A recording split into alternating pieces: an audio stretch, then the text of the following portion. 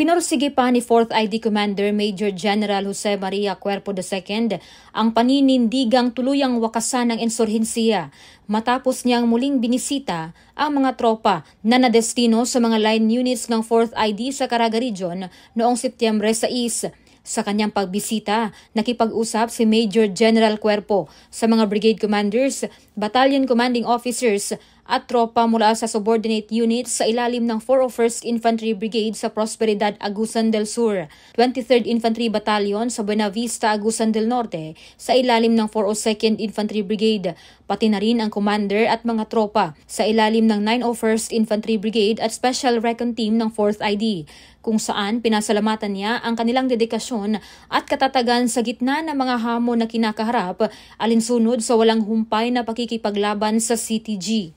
Matapos ang mga nakamit na tagumpay ng dibisyon sa nakaraang mga linggo, ipinaabot ni Major General Cuerpo sa mga tropa ang ninanais ng 4th ID na panatilihin ang mga tagumpay na ito upang tuluyang mawakasan ang ilang dekada ng problema sa insurhensiya at pagkamit sa pangmatagalang kapayapaan at kaunlaran sa rehiyon. Bahagi ang nasabing pagbisita sa mithiin ng 4th ID na pataasin pa ang moral ng mga tropa at maibigay sa kanila ang nararapat na suporta. Nais din ni Major General Cuerpo na masigurong nakatuon sa kanilang misyon ang mga tropa at patuloy na nagpapalakas sa kanilang kakayahan habang pinagpapatuloy din ng 4th ID ang kampanya nito laban sa CTG.